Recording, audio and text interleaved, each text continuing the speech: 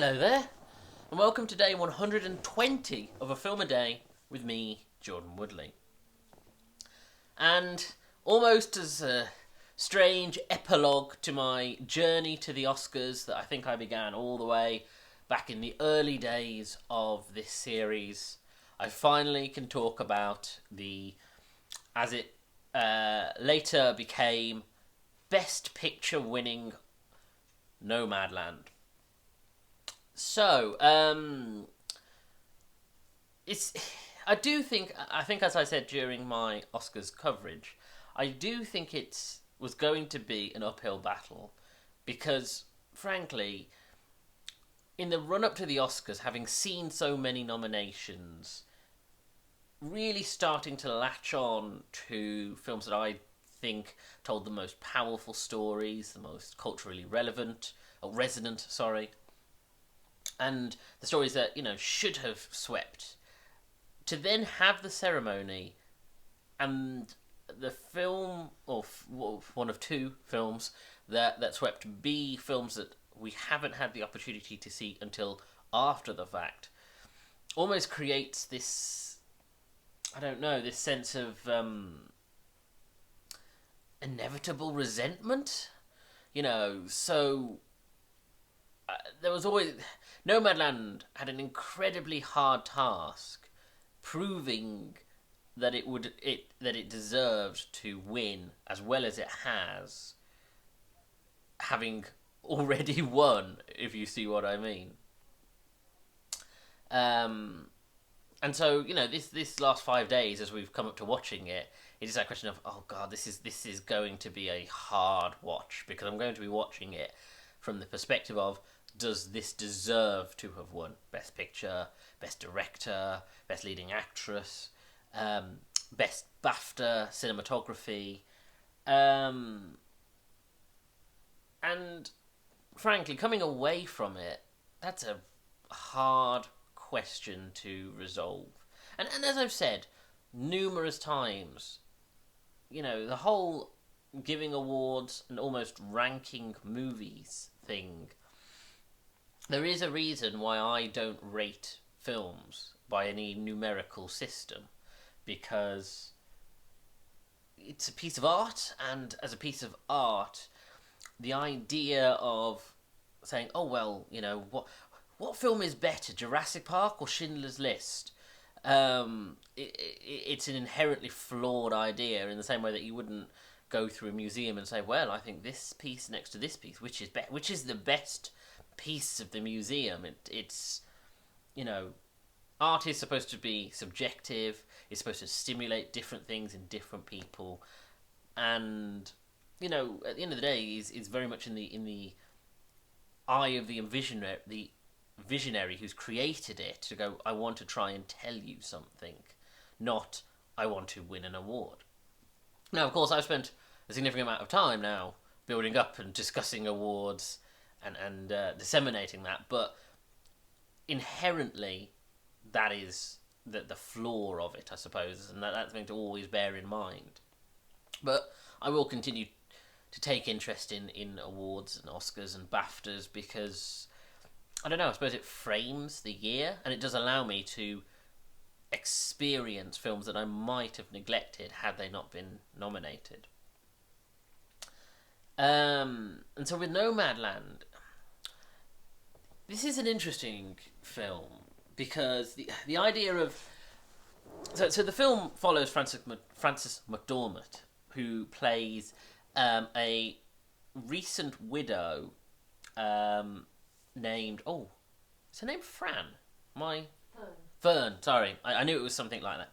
Named Fern, and she has essentially up sticks, put all of her possessions that she can into an RV, and essentially lives in the RV, travelling around. She works for Amazon to make a bit of money, but then she lives she lives in what some people would refer to as a homeless life, as in she parks in car parks or off road, and then when she can, she lives in these communities with other people who live very similar lifestyles.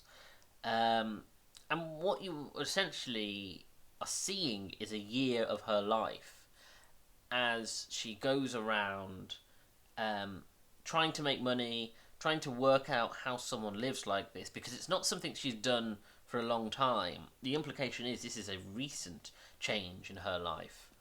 And so you see her learning to deal with things like the punctured tire, dealing with things like refuge disposal, dealing with things like how in the community, obviously money doesn't really have any value. It's a barter system, so it's very much about how you disassociate, I suppose, from the usual societal conventions that you have lived with, and learn to live I suppose, a more simple, more straightforward in some respects life, while she goes through the grieving process and sort of is trying to decide what she wants to happen next.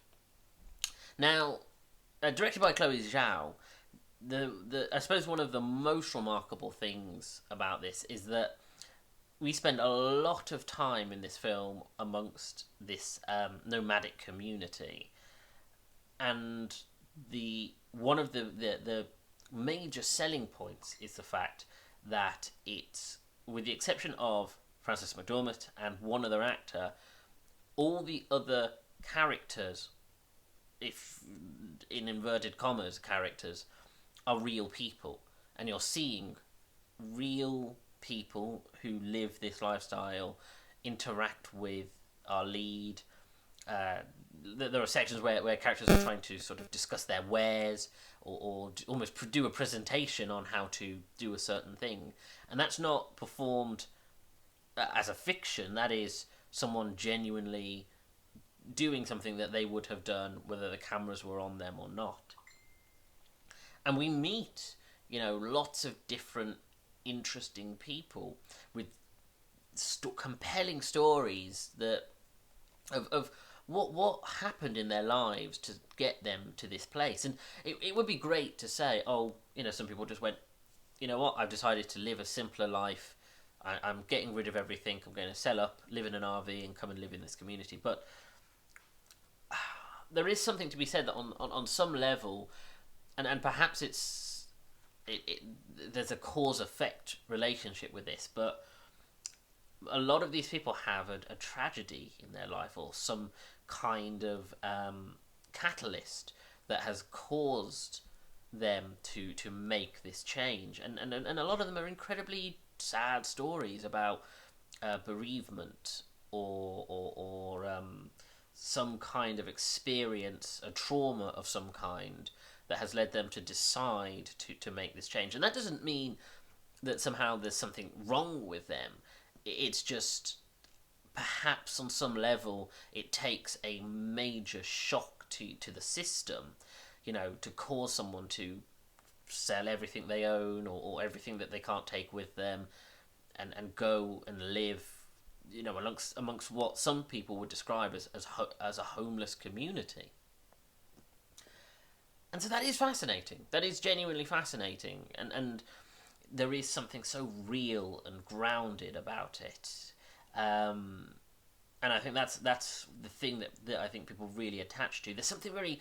I got a real heartland vibe to it. That this is very much a true American experience, but just one that people aren't aware of. This is like a subculture within within the US that exists that people just ignore, and yet there's something very true American about it. It kind of had that real when you're in the community, there's something very frontiersman about it. Like I say, people having to learn ways, not having the amenities that we're used to, and having to find ways to get around very simple challenges that we would, that we have systems for dealing with.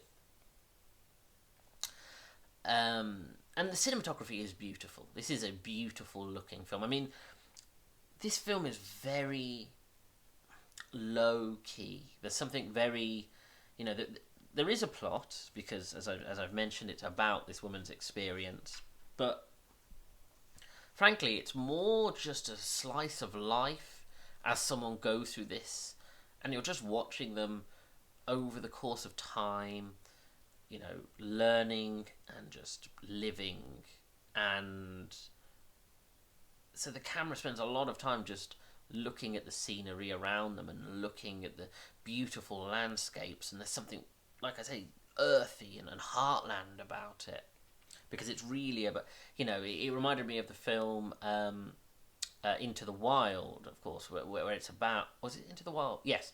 Where it's about someone, a woman going on this quest and connecting to nature and to something simpler to try and process something she's going through, and in that same way, it's very much about connecting to the natural world that's still there and is easily accessed.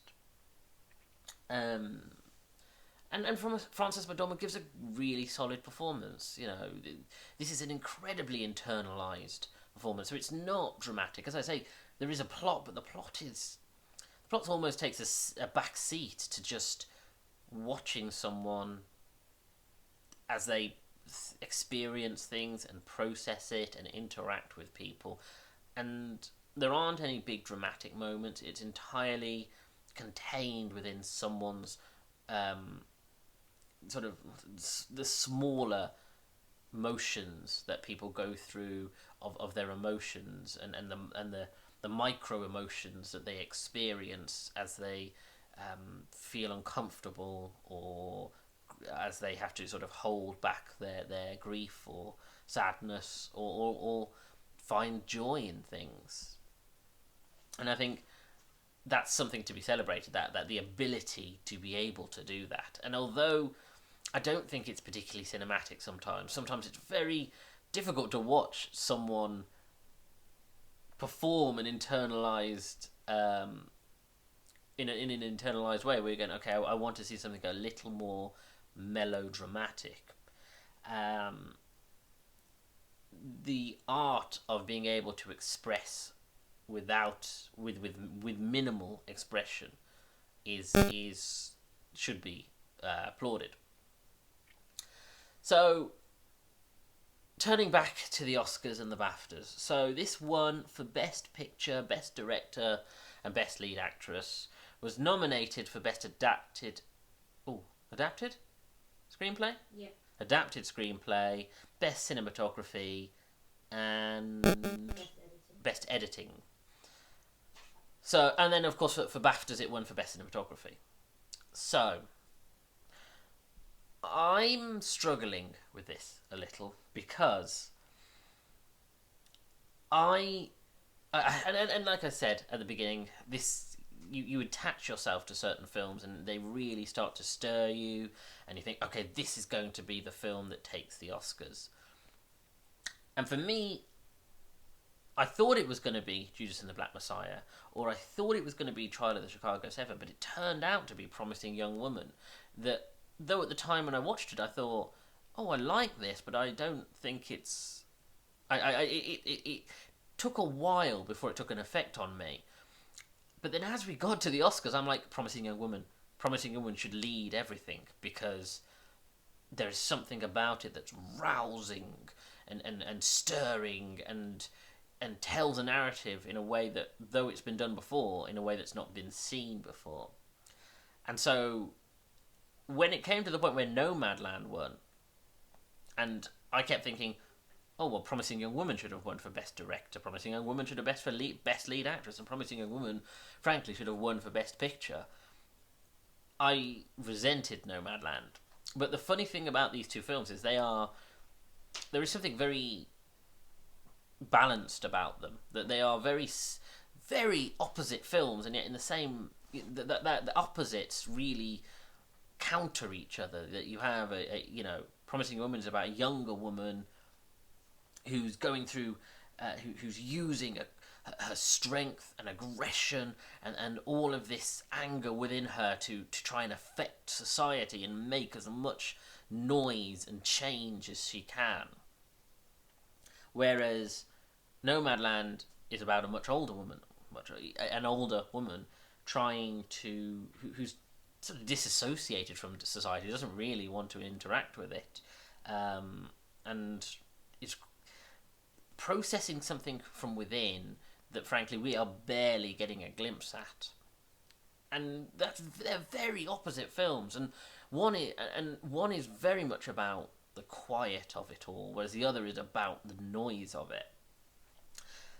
And there is the argument to be made that the Oscars veer away from politically or socially challenging films.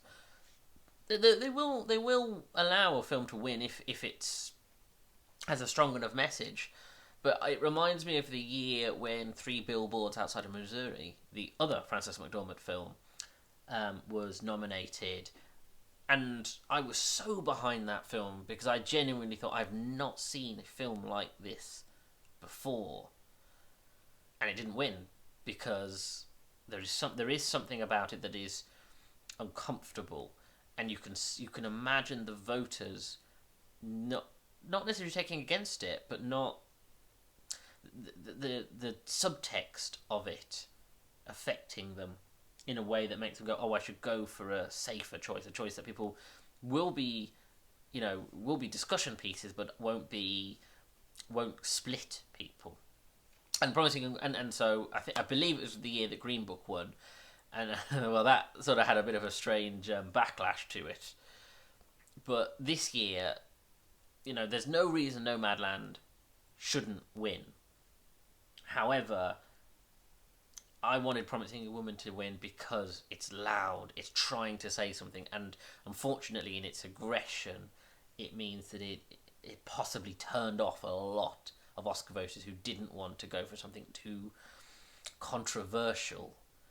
And I think that's a shame, because I do think it is the most affecting of the films, and that's in the year with Judas and the Black Messiah in it. So, it's and Ma Rainey's Black Bottom, both of which I thought were incredibly powerful, but such is the way. And then looking at the ones where it was nominated for, I'm shocked it didn't win for cinematography. In fact, cinematography is one it absolutely should have won. And of course, Mank won, and my feelings on Mank have been documented. But this is a case where no, Mank shouldn't have won this. Should have won for cinematography, because the use of camera as language in this film is beautiful and quiet and well paced. And yeah, it should have won. And of course, it won the BAFTA for it, and it's entirely deserved of that. Adapted screenplay, well, that's not. It was, what was it, The Father that won adapted screenplay? Ellen. Sorry? Was it The Father that won adapted screenplay? Yes. We'll get to The Father. Still don't know, because just frankly haven't seen it. And editing, of course, went to Sound of Metal, which, well, my feelings on Sound of Metal have been documented the other way, where I love it. It absolutely should have won Best Editing, so it's a funny year for the Oscars, and that's why this has gone on a little longer, again, is because obviously I wanted to round off the Oscar talk with this. Of course, The Father is still the dangling participle, but it could be several months, weeks, but maybe months before we have an opportunity to see that. But at that point, I may as well just discuss it by its own merits rather than its what it won and what it didn't. But Nomadland is an interesting film.